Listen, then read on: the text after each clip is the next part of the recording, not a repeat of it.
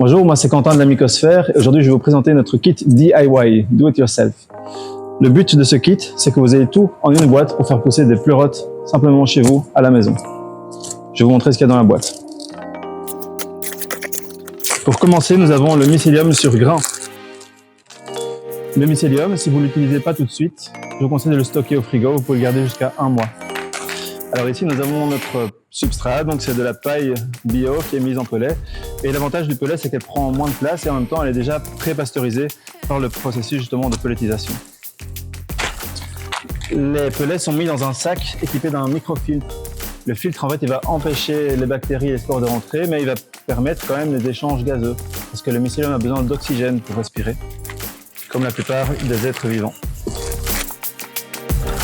Alors, nous avons ensuite un sac de chaux. C'est de la chaux calcaire, de la chaux éteinte. Et la chaux, ça va avoir pour objectif de monter le pH, donc de basifier le substrat et de le rendre ainsi moins propice aux contaminations. Nous avons une paire de gants. Alors, important, on va travailler proprement ici, donc je vous conseille de vous laver les mains et les avant-bras avant de travailler, ainsi que toutes les surfaces de travail.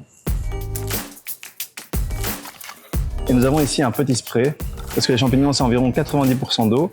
Et donc, pour la fructification, donc l'étape où le champignon va pousser, ils auront besoin d'humidité. Alors, on va commencer. On va mettre une cuillère à café de chaux dans chaque sac.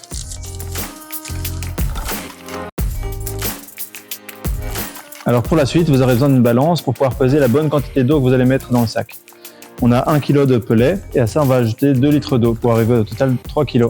Donc ici, on va simplement ajouter de l'eau froide. Vous pouvez aussi ajouter de l'eau bouillante si vous voulez augmenter la pasteurisation et diminuer ainsi le risque de contamination. Mais généralement, pour les pellets de paille et la chaux, l'eau froide suffit. Ensuite, on va mettre notre mycélium sur grain. Le mycélium, on va d'abord bien l'émietter. C'est important qu'il soit divisé parce que chaque petit grain va servir de point d'ensemencement. Et donc ça va faire un nouveau départ pour le mycélium.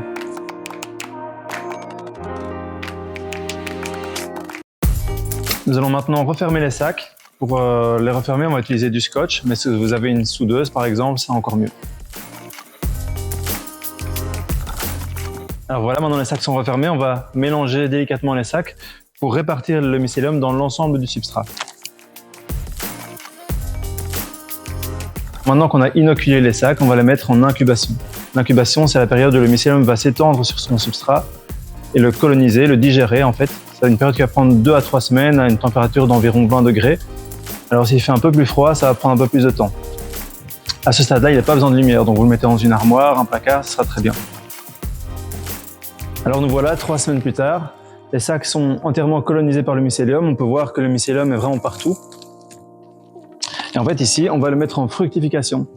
Donc pour ça, on va faire une entaille sur le côté avec un petit couteau propre, un cutter. Et on va chasser l'air du sac, parce que sinon le champignon aura tendance parfois à pousser à l'intérieur du sac, là où c'est le plus humide, et on a plutôt envie qu'il sorte par l'extérieur. Donc on va faire une croix ici, sur le côté. Une croix de 5 à 10 cm. Et puis on va chasser l'air du sac, et on va le poser sur l'étagère, comme ça. Pour la fructification, vous allez utiliser ce petit spray, et vous allez maintenir l'ouverture humide, ici, un peu tous les jours. Vous pouvez également poser le ballot sur une assiette avec un fond d'eau par exemple, ou également poser un essuie humide sur le ballot qui va aider à maintenir une atmosphère un peu plus humide tout au long de la fructification. Ben nous voilà 2 semaines plus tard, donc on a passé l'étape de la fructification, les champignons ont commencé à pousser. Ici on a un premier ballot qui est prêt à être récolté. Comment est-ce qu'on voit qu'il est prêt à être récolté? C'est que les chapeaux sont déjà bien ouverts. Si on attend un peu plus longtemps, ils vont commencer à se relever, puis ça va devenir un peu plus fibreux, un peu plus caoutchouteux. Donc on conseille de les récolter vraiment à ce stade-là.